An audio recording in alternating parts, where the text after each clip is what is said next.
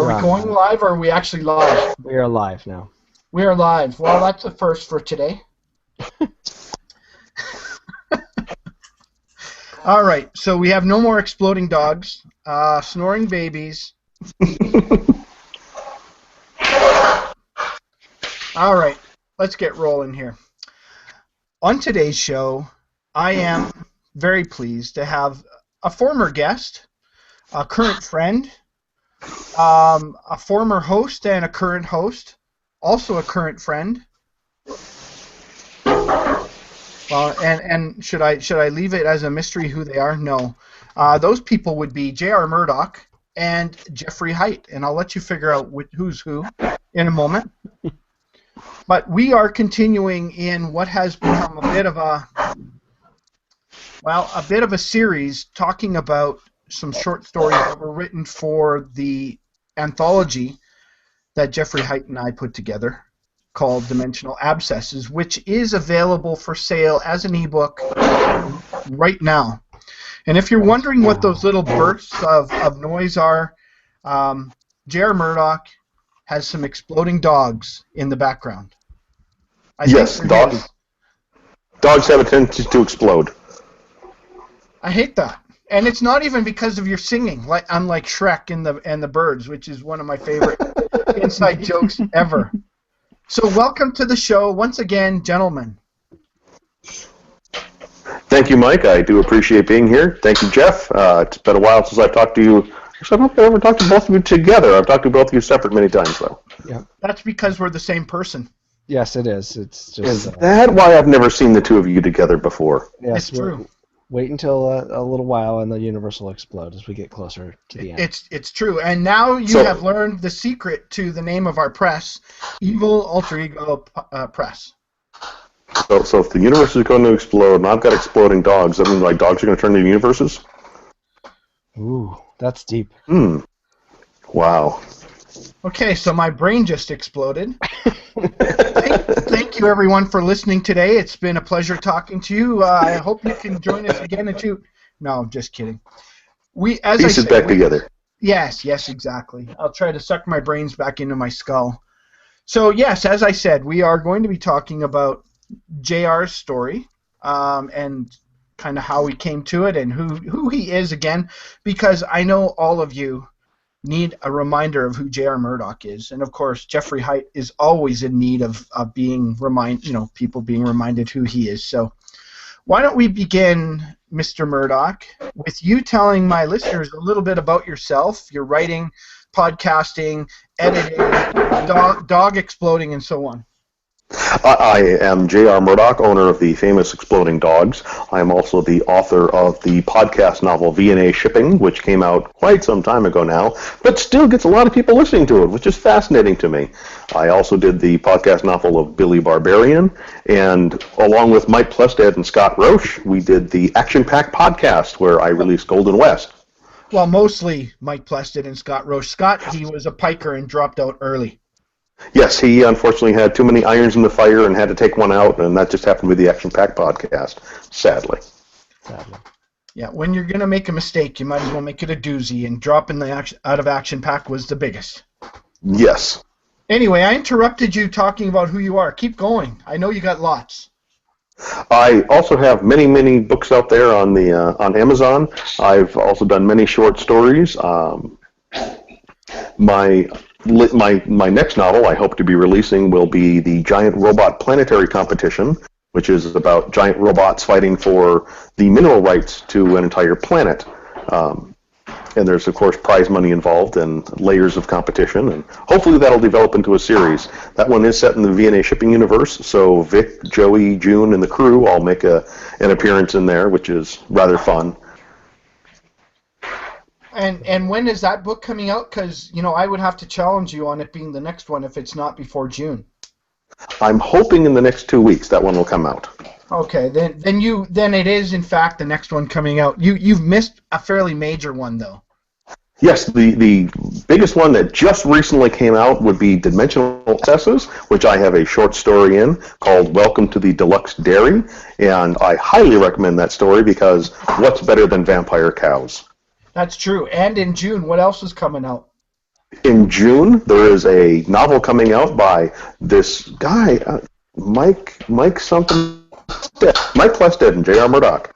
They'll be having a novel that they co-wrote together called Jack Kane and the Statue of Liberty, and it will be awesome for everyone to read.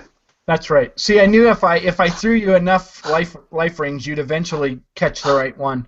You know, I just keep circling around, and eventually I'll hit everything. It's true. It's true. And you did mention that Action Pack podcast was awesome, right?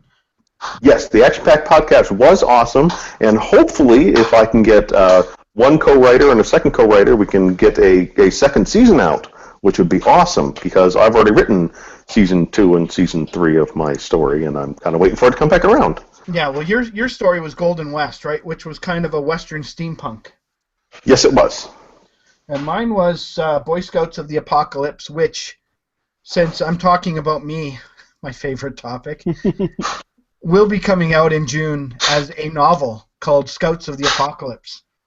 Zombie Plague. Ooh, Zombie Plague. Does that mean it's going to be a series? I'm thinking. We're hoping. Hey, good plan. Good plan. Yeah. So, okay, we've pimped the crap out of ourselves. We've been on this for, what, like 6 minutes, 7 minutes almost. We've got all that Jeff Hite guy.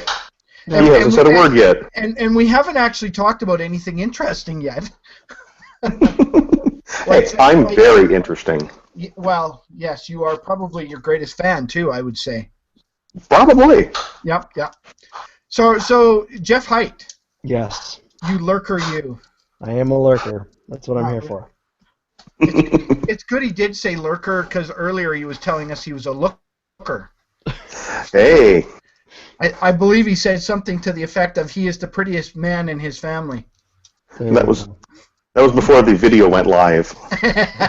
Definitely before the video went live, because if you waited after the video went live, I can't. You got a face for radio there, Jeff. I do. Yeah, his camera stopped functioning about 5 seconds after it went live.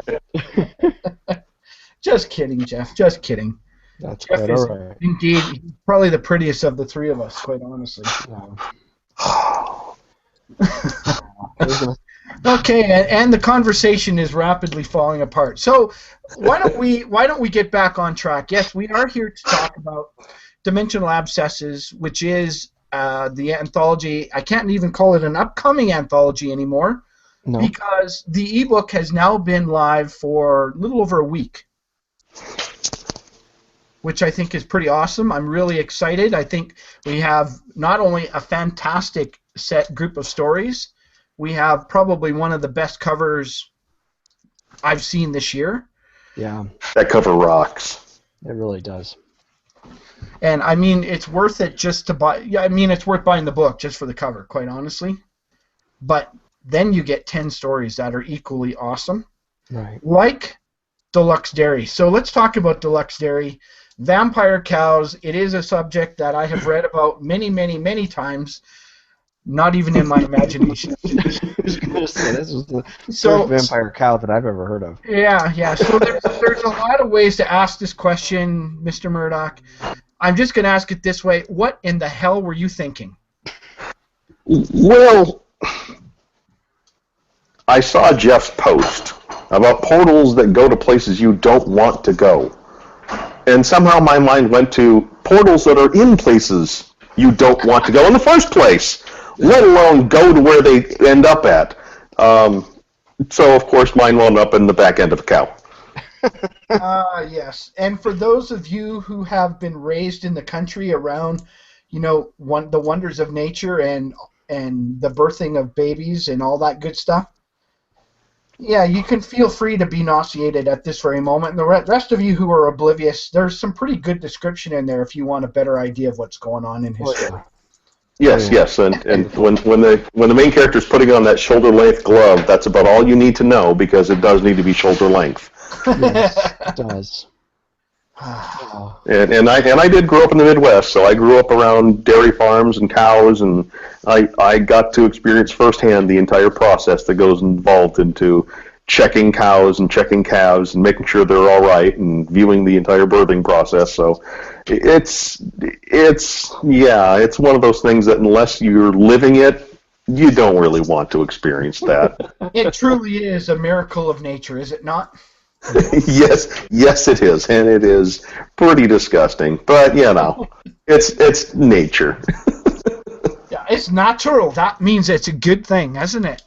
Yeah, let's go with that. That means it's organic then? It's all natural. All natural. So without giving too much of the story away, and I mean, you've already probably given enough that there might be one or two people who even give the anthology a pass. Tell us a little bit about how you came up with this beyond, portals you don't want to go, being a natural occurrence. The way I came up with it is like I said, I grew up around that, and for some reason I was watching a documentary about cows and checking on birthing of cows when Jeff made his little post, and I'm like, right there, I would not want to go there. Where would that end up at? And it just happened to work out perfectly, and I'm like, okay, where would you end up when you got in there? And I'm like, what would be there? And I'm like, well, there's only one thing that could possibly be inside of a cow when you go through the portal. Vampire cows! I was thinking the land of barbecued steaks, but okay, sure, your idea is good too. Well, my daughter was actually listening to a documentary from people who actually did go through the entire process of serving cows and what happens with the cows. And we have an exploding baby now. And one of the comments that the person in the documentary made was, well, we have to eat cows, or if they were wild, they would eat us. Well, come on, vampire cows right there. Yeah, absolutely. Until we become vegetation, I'm not sure that's entirely true, but okay, sure, let's go with that. Yep, and cows are pretty docile, as my daughter did read my story, and she thought it was interesting. And when I was back in Minnesota recently with my family, we actually stopped on the side of the road. We're in Minnesota, up northern Minnesota. There's nobody on the road, and there were some cows behind a fence. So I'm like, hey, come here, let's go pet the cows. So she stood there at the fence, and the cows would not come near us. And she's like, why do the cows hate me? And I pointed at the fence going, electric fence. They're not coming anywhere near this fence. You mean you didn't get your wife or daughter to pee on the fence? No. Wasn't about to try and do that. That was always a big joke in my family. Get the dumb little kid to do something along those lines, just as a rite of passage. Yeah. I was one of those dumb little kids at one point. Yes. And then they wonder why there are so few children in the generations that followed.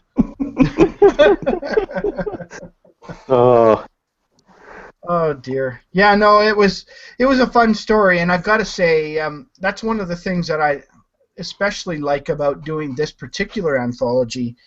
We had such a wide range of different stories. We had stuff that was light and fun. We had things that were really, really dark and maybe almost too dark. We had stories that were horror. We had stories that were science fiction, fantasy, you name it. Yeah, it pretty much ran the gamut. Yeah, so... Yeah, it was definitely a lot of fun putting this together, and the different submissions that we got it just blew my mind. Some of the things are just like, wow, I didn't expect that. It's true.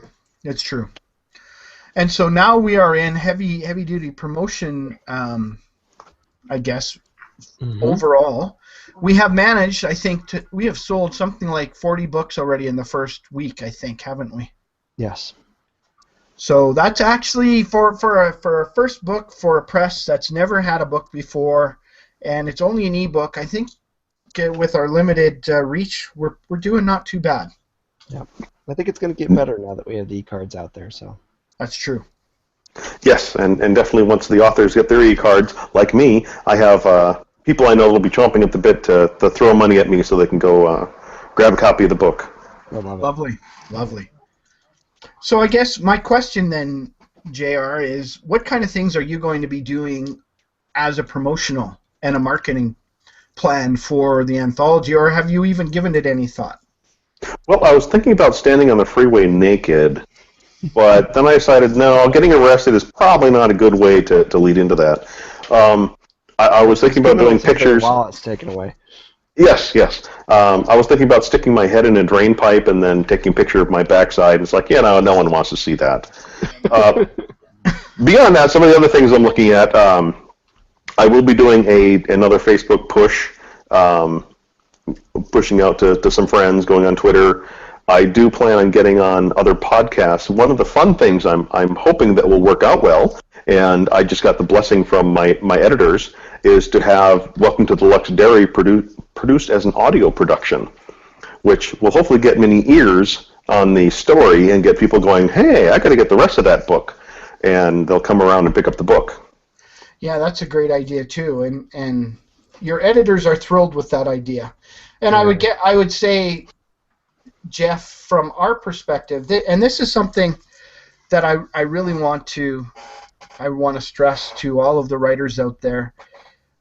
As we have been pursuing this whole idea of becoming a publisher, I've known a lot of this from the writer side of things, but it's really become concrete to me, something solid, since we brought the book out, and that is, in the case of an anthology, you have a big advantage, and that is you have a number of writers who contribute, unless you're doing the whole anthology yourself. Right. Now, that is the advantage. The disadvantage is you have to depend on all of those writers to really get out and beat the pavement, so to speak, to try to let their people know about it. And quite honestly, that's a lot of work.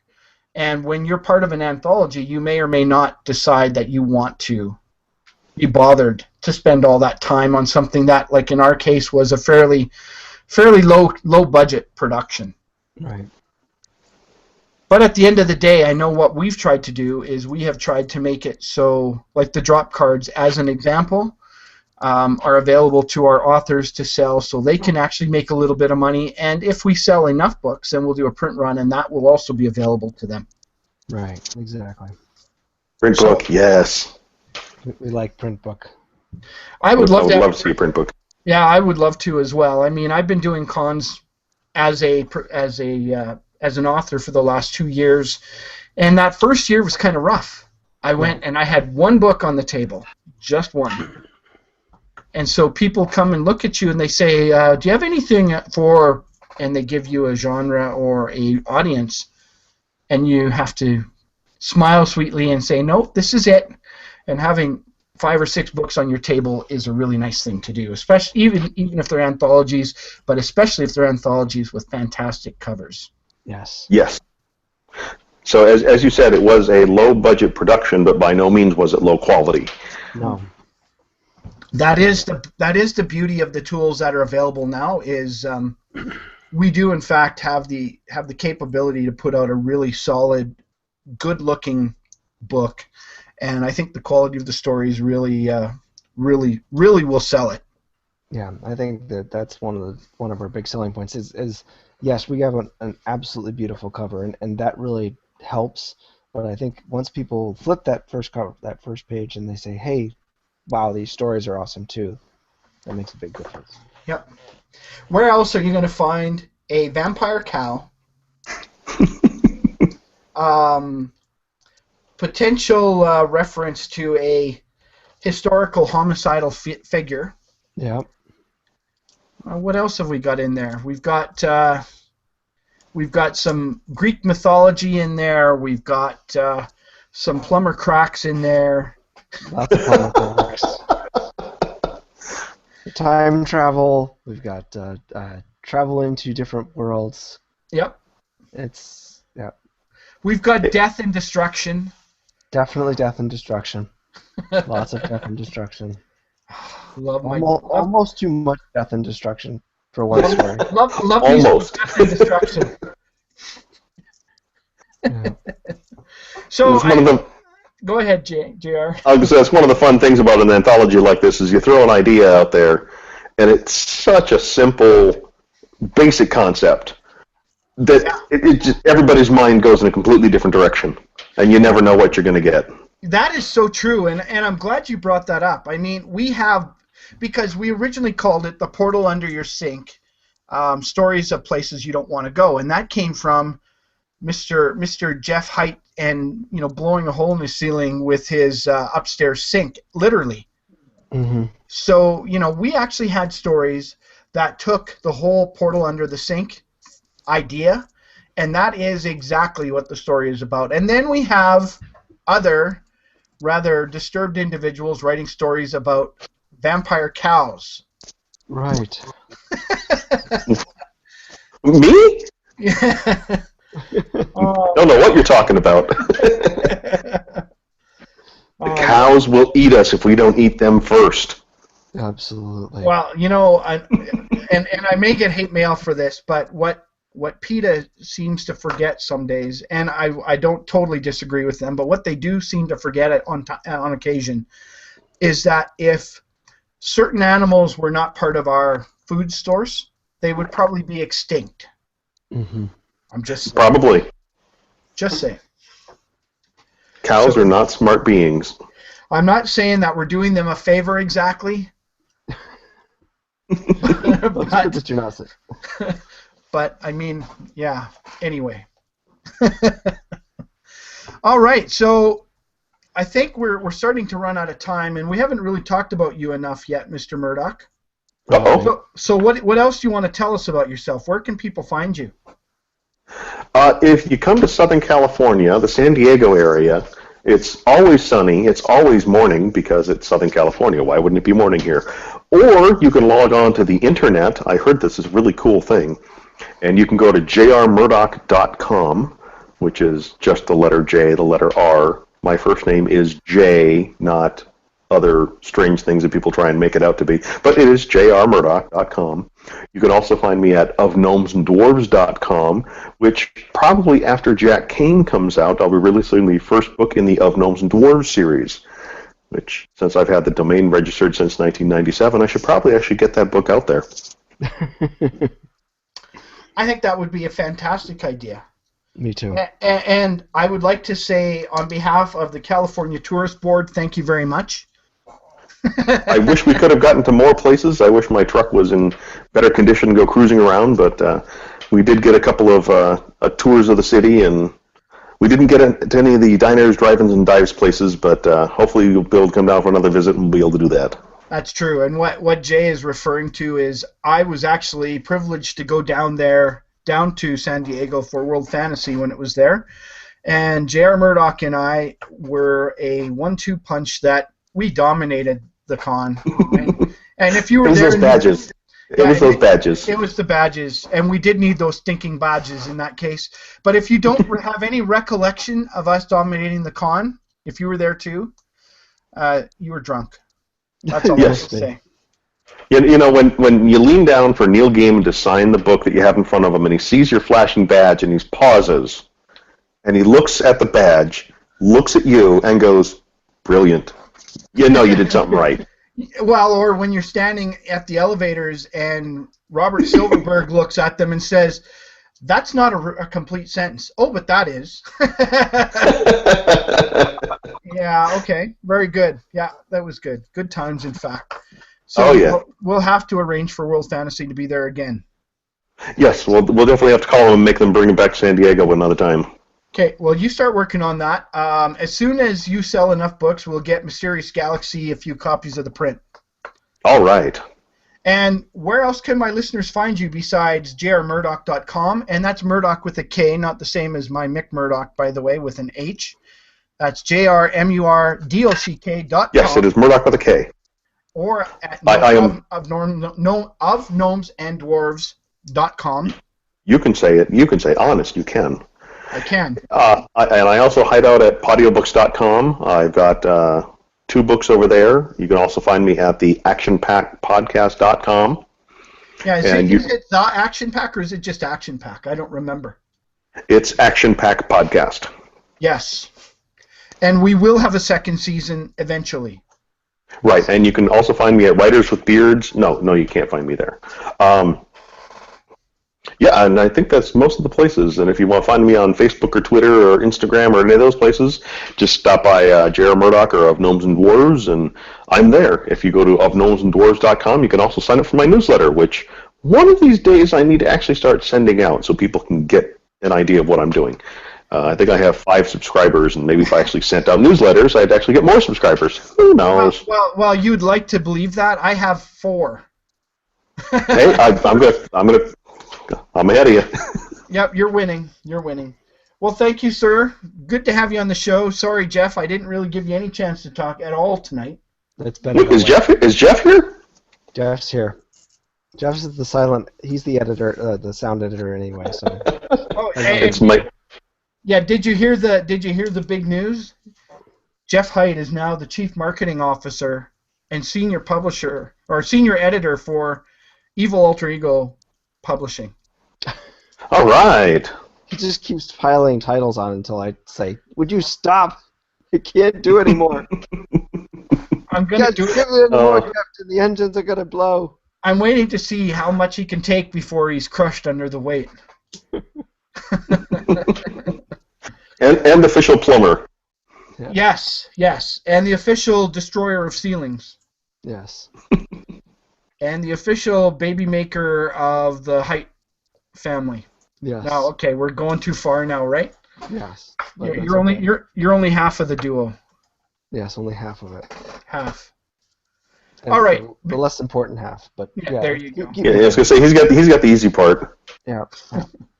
Okay, well, before I get too carried away and my senior editor / chief marketing officer never talks to me again, I would like to thank you both for being on the show tonight, and I look forward to speaking to both of you again in the near future. Have a great night. Yep. Thank you, Mike. Thank you, Mike. Thank you, Jeff. I appreciate your time. Thank you, JR. All right, I shut off recording.